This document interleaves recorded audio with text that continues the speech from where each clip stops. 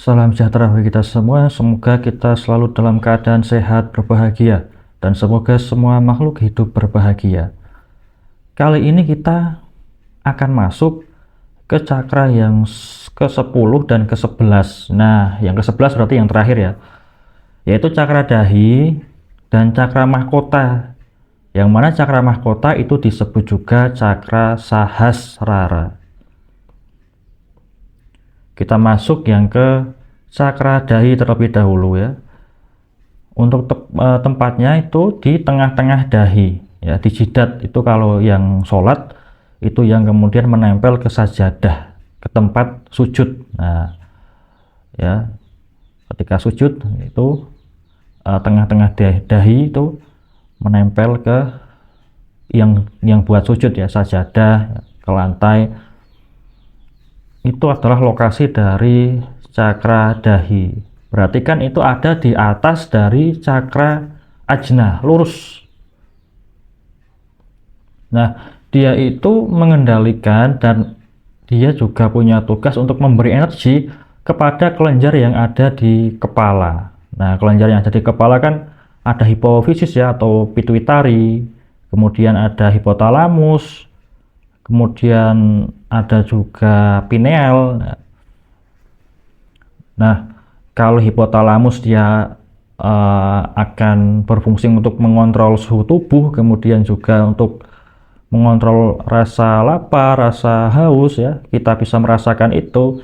Kemudian terkait dengan detak jantung ya, kemudian secara mood ya, atau suasana hati, bisa juga terkait dengan apa namanya, gairah seksual. Nah, itu juga di situ. Kemudian untuk hipotalamus dia juga mengatur satu siklus harian. Misalnya ya tidur ya, tidur kan harian. Nah, di situ diatur baik secara kualitas maupun kuantitas ya. Lamanya tidur dan nyenyaknya ya, berarti itu juga diatur oleh kelenjar hipotalamus.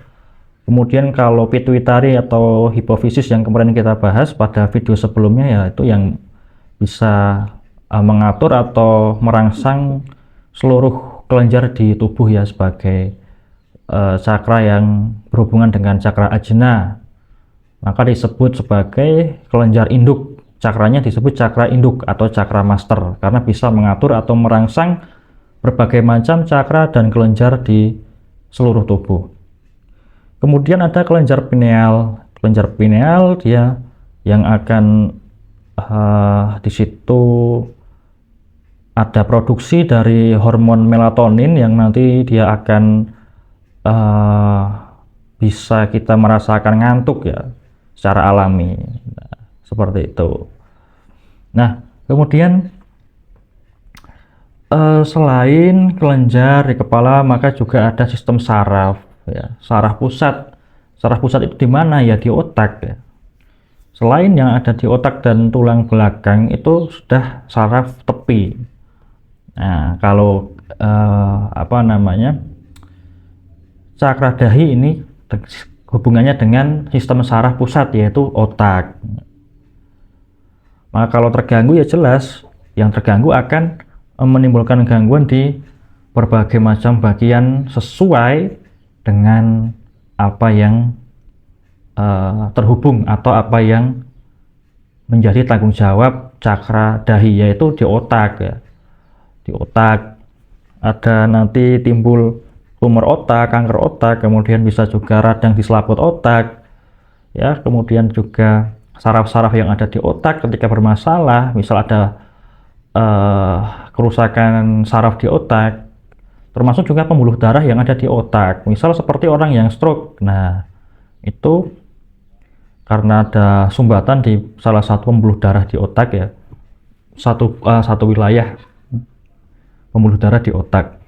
Kemudian kelenjar-kelenjar di kepala juga bisa bermasalah ya, yang menimbulkan masalah sesuai dengan fungsinya masing-masing. Kemudian juga di kepala ya, seperti itu.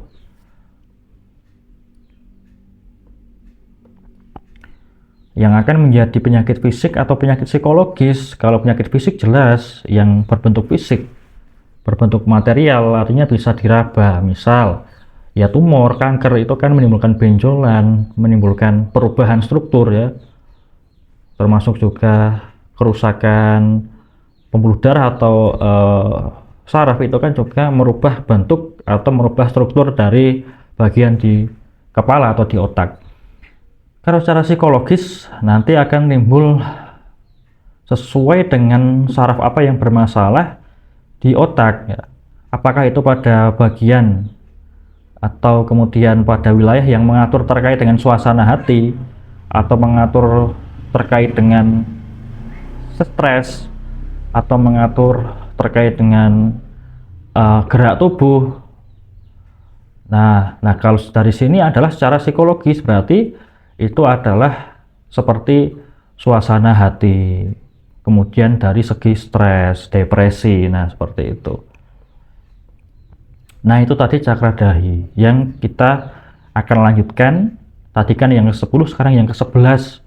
Yang terakhir, cakra mayor yang terakhir, yang paling tinggi. Karena lokasinya ada di puncak kepala, di ubun-ubun, ya, puncak kepala atau ubun-ubun. Nah, nanti kalau orang menarik energi alam atau prana itu juga bisa masuk lewat cakra mahkota. Dari cakra mahkota disebarkan ke cakra-cakra yang ada di seluruh tubuh, berarti kan yang ada di bawahnya semua. 10 cakra yang ada di bawahnya itu kan cakra mayor ya. Ibarat seolah-olah corong yang dialiri air. Nah, itu kan yang pertama kan yang di atas ya, kemudian akan ke bawah. Pertama-tama masuk lewat cakra mahkota, nanti akan ke bawah ke seluruh cakra sampai ke cakra dasar, sampai ke cakra yang kecil-kecil di seluruh tubuh. Kemudian misal ada yang raga sukma atau kemudian astral projection, itu bisa keluarnya lewat cakra mahkota. Kemudian kalau mediumisasi itu juga bisa dimasukkan dan dikeluarkan lewat cakra mahkota ya, memasukkan makhluk-makhluk energi ke tubuh untuk diwawancara, itu bisa dimasukkan lewat cakra mahkota, bunubun, nanti ditarik lagi lewat cakra mahkota. Nah, simbolnya seperti ini ya, unik sekali, dan ini paling banyak kelopaknya karena dia itu ada 2 tingkat kelopak ya. Tingkat bawah itu ada 1000 lembar atau 1000 daun ya, 1000 kelopak ya. Kalau yang atas itu ada 12 ya. Jadi ada 2 tingkat ya. Yang atas 12 ya, yang bawah itu ada 1000. Warnanya ungu. Sama seperti warna auranya indigo.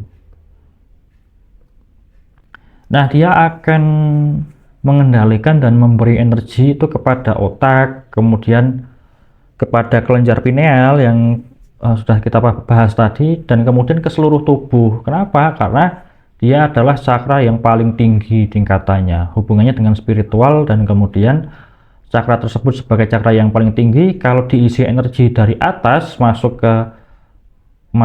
ke tubuh lewat ubun-ubun ya, melewat cakra mahkota, maka yang pertama terlewati ya tentu cakra mahkota, baru kemudian turun ke cakra dahi, ke cakra ajna, cakra tenggorokan, kemudian ke cakra dada, kemudian ke cakra solar plexus, cakra limpa, cakra pusar, cakra mingmen, bawah lagi ke cakra seks, dan sampai kepada cakra dasar, dan sampai ke seluruh tubuh.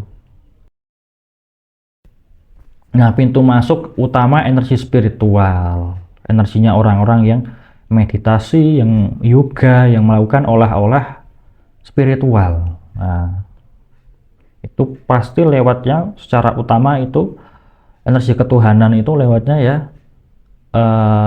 cakra mahkota. Untuk menerima ilham, menerima wahyu, itu lewatnya cakra mahkota. Untuk menerima naik level kesadarannya ya lewat cakra mahkota, sebagai cakra yang paling tinggi dan paling susah untuk terbuka dan paling susah untuk aktif.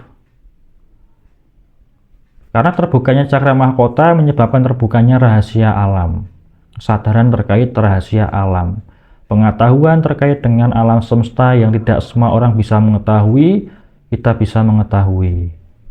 Ini penjelasannya saya belum berani membabarkan secara publik ya, karena ini terkait dengan level spiritual yang berbeda-beda sehingga sangat terbatas ya. Jadi menyesuaikan ke forum dan audiens untuk membahas terbukanya rahasia alam. Intinya kita pahami kalimatnya saja. Ibarat corong yang jika dia itu dialiri energi, maka akan memberi energi atau mengalir ke semua cakra di bawahnya sampai ke seluruh tubuh ya, seperti itu. Diibaratkan seperti corong. Kalau ngisi bensin itu kan, atau ngisi ke botol itu ya, yang paling atas kan corongnya ya, kemudian masuk, dialiri air masuk, kemudian sampai ke seluruh tubuh terisi energi. Terbukanya cakra mahkota akan menaikkan kesadaran spiritual. Nah, ini hubungannya dengan spiritual awareness, yaitu kesadaran spiritual yang dicari oleh orang-orang yang meditasi, yang yoga untuk kesadaran. Ini terkait dengan ketuhanan. Nah, kemudian ini secara supranaturalnya seperti ini. Jadi dia itu cakra mahkota, ketika dia sudah bisa terbuka aktif, maka akan astral projection atau perjalanan astral itu akan bisa dilakukan benar-benar secara sadar. Wah, ini luar biasa. Secara sadar maksudnya apa? Kita sadar kalau kita melakukan perjalanan spiritual. Oh, ini saya lagi melakukan perjalanan spiritual, dan itu bisa direncanakan, bisa dimanipulasi, dan bisa diniatkan. Artinya, saya mau melakukan perjalanan astral lah. Itu berarti secara sadar, dalam kendalinya, dalam kontrolnya. Kemudian ketika kesadarannya atau atman atau rohnya itu keluar, sukmanya keluar, itu juga sadar dia bahwa dia lihat badannya sendiri, bahwa dia menyadari bahwa keluar dia terbang menggunakan tubuh energi. Dia sadar. Kemudian di situ apa saja yang dia ingin cari tahu, dia mau kemana, dia mau ngapain, nah, dia bisa sadar. Nanti kalau sudah kembali lagi ke jasad, ke raganya, apa yang tadi dia lakukan secara perjalanan astral, ya dia bisa ingat dan dia benar-benar sadar. Nah, ini tingkatan yang luar biasa. Bahkan ada yang bisa sambil omong-omongan gitu, bisa sambil perjalanan astral. Nah, misal untuk mencari barang hilang ya, ke orang yang cakra mahkotanya sudah terbuka, itu dia sambil omong-omongan, sambil ngobrol, dia sambil perjalanan astral ya, sukmanya keluar dan mencari barang tersebut, sampai kemudian bisa tahu, oh lokasinya di sini, sekarang sudah dibawa orang ini barangnya, kondisinya seperti ini dan lain sebagainya ya. Karena itu dia sambil ngobrol, dia sambil melakukan perjalanan astral secara sadar. Seperti itu. Nah, ini berarti kita sudah sampai ke cakra yang terakhir, cakra mayor yang terakhir, yaitu yang paling tinggi, yaitu adalah cakra mahkota. Berarti sudah pas 11 cakra kita pelajari bersama. Nah, bisa dipahami satu persatu, diputar ulang, dan bisa kemudian menjadi tambahan hasanah keilmuan kita sesuai dengan apa yang kita perlukan dan kita niatkan. Oke, terima kasih. Salam sejahtera bagi kita semua. Semoga semua makhluk hidup berbahagia.